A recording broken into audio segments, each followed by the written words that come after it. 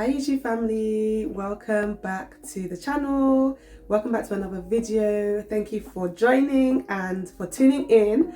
As always, if you are new here on this channel, on my journey of faith, I share videos on faith, relationships and lifestyle.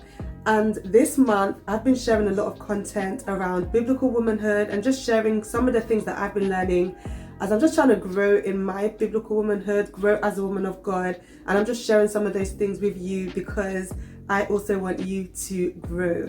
So I've kind of done a few videos on this, which I'll definitely make sure I tag along the video as we go along for you guys to also check out. But today's video is an exciting one because we are going to be talking about the Proverbs 31 woman. Now we know we always hear about the Proverbs 31 woman. You've probably even watched a lot of videos about the Proverbs 31 woman. But in today's video, I really want to just share 10 biblical qualities that you can cultivate in this season as a Christian woman. And I'm actually going to get practical. So yes, I'm going to be sharing some of the things in a sort of mini Bible study, right? Where I'm going to be talking about the things that we see in the Proverbs 31 woman. But I'm also going to be just kind of using that to just share some of the things that I think we can do practically in order to apply some of these qualities in our own life. So I hope you guys enjoyed today's video. I hope you guys enjoy the tips that I share. Let's get right into today's video. So the first biblical quality, the first quality that we see when it's spoken of this woman, this Proverbs 31 woman, is wisdom. Now, I absolutely love this one because for those who might be following me on Instagram, you would know that I've been currently reading through the book of Proverbs. So every single day, I've literally been sharing just one proverb, one verse from each proverb a day based on what I've read. So one thing that I've learned as I've been reading through the Proverbs is that there are literally two paths in life, and that is one, the path of folly. So there's either the woman of folly or there's the path of wisdom. So the woman of wisdom. And one thing we see about the Proverbs 31 woman is that she is a woman of wisdom. She is a woman who is literally going on that path of wisdom, and she's not going down the path of folly.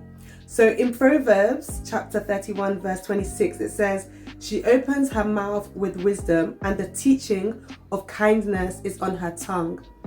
So again, I really love this because I learned from the Proverbs 31 woman that not only is she a woman who has wisdom, but she also speaks with wisdom, and she also teaches others based upon that wisdom that she has. And I think especially as women, you know, sometimes it's often said that when it comes to our mouth, sometimes we, don't have a guard over our mouth. Sometimes we struggle with, keeping our mouth shut when we should, or just not using our mouth to pull down others. But what the Proverbs 31 woman teaches me is that as a godly woman, as a woman who is becoming a Proverbs 31 woman, it's so important to know how to guard my tongue. It's so important for us to know that we must speak with wisdom, and we must also teach others with that wisdom that we have. So she's wise with her words. She doesn't go around gossiping about other women. She doesn't go around pulling women down or pulling her husband down or her children down with her words. No, she understands that the wise woman builds up with her words. So that's the first thing that we need to understand as we're on our journey to becoming the Proverbs 31 woman, that wisdom is key. Wisdom is so important, and it's something that we need to make sure we hold on to as we continue on this journey. So how can we do this practically? I think one of the greatest ways that we can do this is obviously number one, prayer. So James chapter 1 verse 5 says, "If any of you lack wisdom, ask unto God, who gives to man liberally, and it will be given to him." So that's one way that we can gain this wisdom. But another way is to actually read through the Proverbs. So as I was mentioning, just me reading through the Proverbs has helped me to understand more about wisdom. It's helped me to understand the path of wisdom and to, differentiate that from the path of the foolish woman. So if you want to grow as a woman of wisdom, then start by prayer and then also going through the Proverbs. The second thing that we see from the Proverbs 31 woman, the second quality, is that she is hardworking. The Proverbs 31 woman is not lazy. The Proverbs 31 woman does not procrastinate from what we see, right? So that's something else that I learned from this woman, that it's important as a woman of God to be hardworking. And I'm going to talk a little bit later in the video about, the importance of obviously caring for our inner being, our inner man, and making sure that we're healthy on the inside. making sure that our being is healthy. But right now, I just want to touch upon, I guess, the work of our hands. And that's one thing that when you read through Proverbs 31, you see that this woman is very interested or very invested in the work of her hands, and she does it with excellence. Proverbs 31 verse 13 says, "She seeks wool and flax and works with willing hands." So she recognizes what is in her hands and she uses it. And that's the question that I want to ask you today, sis, that what is in your hands? Do you know what you have in your hands? Do you know what God has placed on the inside of you to use? Because I feel like many times we might look at other people, look at other women, and we see what is in their hands and we're comparing, we're jealous, we're envious, but we don't realize what we have in our own hands. But I love that the Proverbs 31 woman knew what she had in her hand and she made sure that she used it. So I would say that is a homework, an exercise for you to do, sis, and for me to do as well, for us to actually just sit down, reflect, and see what we have in our hands, see the gifts that God has given us. You know, I'm reminded right now of the parable of the talents, where each person was given according to their ability. And we can see that this Proverbs 31 woman clearly had a huge capacity, a huge ability, because she was able to do so much. So that's something you can also pray for, that God, give me more ability, give me more capacity so that I can do more. The third one that we see from the Proverbs 31 woman, the third quality is generosity. Yes, the Proverbs 31 woman was generous. The Proverbs 31 woman was a giving woman. She didn't just make money, do things for herself, but she cared about those around her, and she also cared about giving to the poor. In Proverbs chapter 31 verse 20, it tells us, "She opens her hand to the poor and reaches out her hands to the needy." So I love that. The Proverbs 31 woman was very charitable. She shared what she had. She cared about the poor. She cared about those who were needy. And I'm reminded of so many scriptures in the Old Testament where it talks about the people that were, you know, in the harvest time when they were reaping the fields. And it said that they should make sure that they leave some things around the field for those who were poor, those who were unable to basically make a living for themselves. And this is the attitude, this is the quality, this is the mindset that the Proverbs 31 woman had. She cared about those who were less fortunate, those who weren't able to maybe make a living like she was. So that is definitely an attitude that we need to take on as well, to literally just sit down and say, Lord, where is it that I can give in this season? Who is it that I can give to? Is there anyone around me who is in need? Or can I just maybe up my giving to the poor in this season? So again, that's another thing that we can do practically in order to become more generous as women of God. The next one, which is kind of linked to that, is that the Proverbs 31 woman, she was caring. So we see how she cared for the poor, but not only that, we see that she cared for her own household and even for her maids. In Proverbs chapter 31 verse 15, it tells us that she rises while it is yet night and provides food for her household and portions for her maidens. My gosh, guys, I don't know about you guys, but I watch quite a lot of like Nollywood movies, and a common thing back in Nigeria is that many of the people have housemaids, house helps, right? And in some of these films that I've watched, I see how they treat these house helps so bad. They neglect them. They just treat them like rubbish. They treat them like they're, you know, low and beneath and just look down upon them. But not the Proverbs 31 woman. I love the way that the scripture just basically helps us to understand that she values the maid servant. She values those who basically are there to serve her. But it's interesting because she's not the person who is like, I'm in authority, you must serve me, you must bow down to me, you must respect me. We can see that she's big on serving. We can see that she's serving the maid servants, when obviously naturally you would think that they are the ones that are supposed to be serving her. So I really love that about the Proverbs 31 woman, because that teaches me personally something a bit more when it comes to serving. You should want to serve those people who are maybe within your team or people that are serving with you. It's not about trying to demand, you know, that authority and demand them to look up to you and demand the respect. No, it's about serving. So that's something that I learned from the Proverbs 31 woman as well. And I think one way that practically we can apply this is, again, by serving those who we are maybe working with, serving those that maybe we're in a team with, in the church, in ministry, or in other projects and community activities that we are doing, making sure that serving is at the forefront of our mind. And if you are a leader, making sure that servant leadership is your heart posture. The Proverbs 31 woman, she makes sure that her household are fed. She makes sure that when it comes to her homemaking, that she's diligent with that. And I feel like that's something where, especially when you're a single woman, you might kind of think, I'm not a wife yet, so how can I do homemaking? But that's something that even in your singleness, you can also start to develop, just that mindset of taking care of the home, making sure that you are good in terms of even serving your family. Oh my gosh, I was listening to an amazing woman that I absolutely love, which is Courtney Daniela Boateng, and she was talking about how she serves her best friend. They live together, and it just really shifted my perspective in terms of just, I guess, family and just serving your family, serving your friends, serving your loved ones. So that's another way that we can do that aspect practically. Another thing, another quality is that the Proverbs 31 woman was a woman who was valuable. My gosh, I feel like this is such a big one. She wasn't a liability. No, she was valuable. She had value. She knew her value, and she added value in everything that she did. And I think that, to be honest, as godly women, that should already be something that is on our mind anyway. We shouldn't want to be liabilities.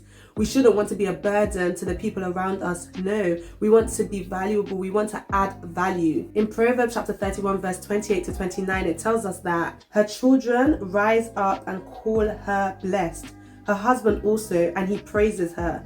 Many women have done excellently, but you surpass them all. And I find that so powerful that a man, her husband, could praise her and speak that highly of her.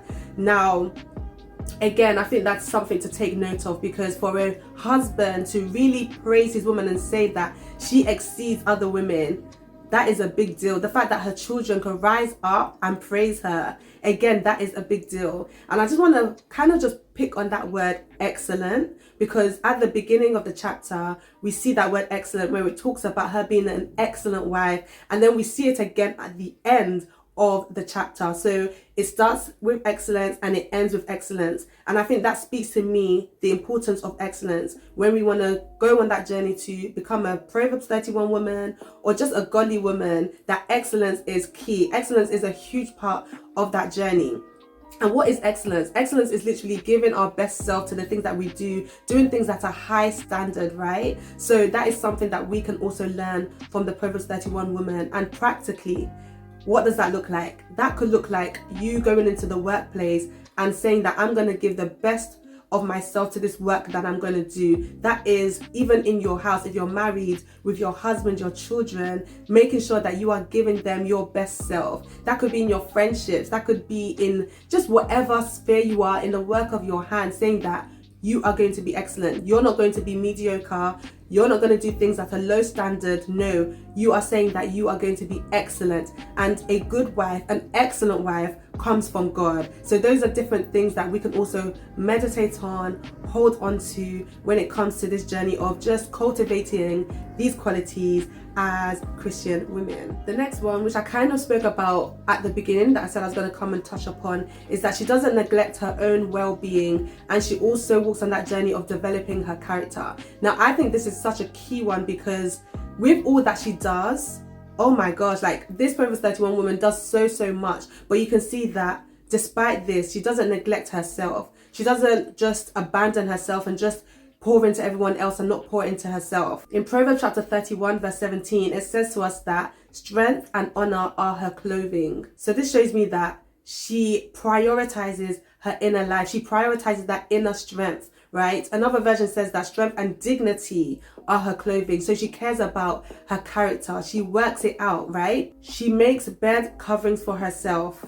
Her clothing is fine linen and purple. So she also looks good on the outside. So again, she doesn't neglect herself. So she cares for her character, her inner man, but she also makes sure that she dresses well on the outside. So practically, I think that's something that we can say in terms of prioritizing our emotional health. I did a video, which I'll definitely put up somewhere, that I spoke about how we can prioritize our emotional health in this season. So that's definitely a video that I would say that you can watch after you watch this video, to just give you tips on how you can also care for your well-being. Because I really believe that the Proverbs 31 woman was able to do all that she did because she was healthy on the inside. And that is important as a godly woman. That is important as we go on this journey of becoming Proverbs 31 women, that as we're doing the things on the outside, as we're doing all these great and amazing things for the kingdom of God, that we're caring for our inner man too. Okay, the next one, which is kind of linked to that, is that she has the fruit of the Holy Spirit. So Galatians chapter 5 verse 22 tells us a whole list of the fruit of the Holy Spirit, which I would just encourage you to go and read.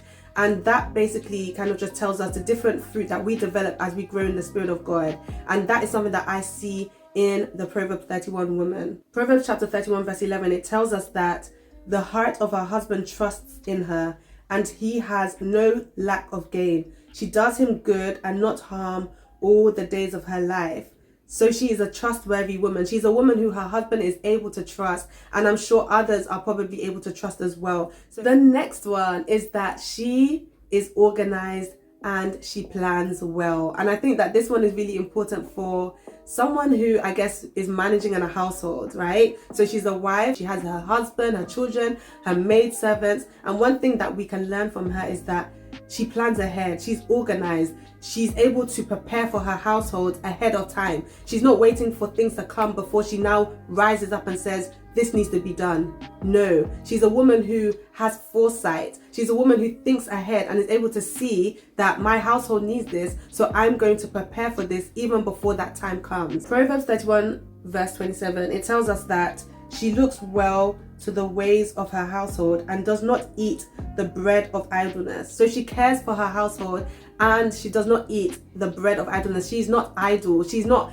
at home sleeping around all day. It's very interesting because I read a commentary where it was talking about how she's not a woman who just lies in bed all day expecting her maidservants to bring everything to her and she just lays down. No, she's even the one who cares for her maidservants, right? So she's not idle, and that is something again that we can learn from the Proverbs 31 women, to not be idle but to be women who plan and to be women who are organized. So I'm thinking maybe to do a video in terms of that area of organization and planning. If that's something that would be useful, then do please comment below and I can make that video. The second to the last one is that she is industrious. She is prudent and she makes wise investments. So we see this Proverbs 31 woman, she goes out there, she's buying a field, she's making money moves, she's investing. Yes, this is the type of woman that she was, and this is something that we can learn from her, right? Yes, we may be women who are at home taking care of our homes, but that doesn't mean that we cannot also be women in the marketplace.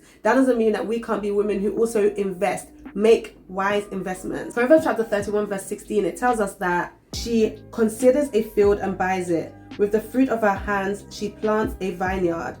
Proverbs 31 verse 18 then tells us that she perceives that her merchandise is profitable. Oh my gosh, I love that. She sees that what she's doing is profitable. Sis, do you see what you are doing as profitable, or do you look down upon the things that you are doing? The Proverbs 31 woman teaches us that you need to have a Godfidence when it comes to the things that you are doing, the things that God has called you to do, and you need to walk in that Godfidence. And that is something that I see from the Proverbs 31 woman. She's not timid, she's not fearful, she's not shy. No, she knows what she has and she walks in that with boldness and with courage. So that's something that we can definitely take away from the Proverbs 31 woman in terms of her work ethic and in terms of her just being profitable in the things that she does. And now the last but not the least, in fact, this is probably the most important one, and that is that she is a woman who fears the Lord. This is the 10th and the final quality, which I think we need to go away and really just do a study on what does it actually mean to fear the Lord. Because it's easy for us to throw these words around but to not actually know what it means. So fearing the Lord, I think one thing that I want to just kind of put out there right now with that is that fearing the Lord is obviously not being scared of God, but it's reverencing God. It's basically having a high level of respect for God. And it's basically, in my mind, the way I see it is that it's us saying that I believe God sees me every time, even when no one is there. So it's us basically living our lives knowing that God is always watching, and with that continuing to walk in faithfulness. Proverbs 31 verse 30 says that charm is deceitful and beauty is vain, but a woman who fears the Lord is to be praised. And we know in Proverbs it tells us about, the fact that the fear of the Lord is the beginning of wisdom. So we go back to that point of wisdom again. So I'm just going to end on that last quality, because I do feel like I've shared quite a lot in this video and a lot for you guys to take away. But I really want you guys to hold on to everything that I've said, but especially this point about fearing the Lord, being a woman who fears the Lord, because this is the thing that makes the Proverbs 31 woman able to do all that she does and to flourish in all that she does. So I'm going to bring the video to a close, and I just want to say that remember, it's a journey. Becoming a Proverbs 31 woman is not something that you attain or achieve in a day. No, it's something that we're constantly working at, and these things are just qualities, things that we can learn from this woman. It's not about trying to be her or be any other woman, but it's about being the best version of who you can be, who God has created you to be, but developing those qualities that we learned from this woman. So I hope you guys enjoyed this video, and yeah, if you enjoyed the video, then make sure that you like the video, make sure that you share it with someone else, and make sure that you also subscribe to the channel if you haven't already. Love you guys so much. Looking forward to seeing you guys in the next video. Peace out and God bless.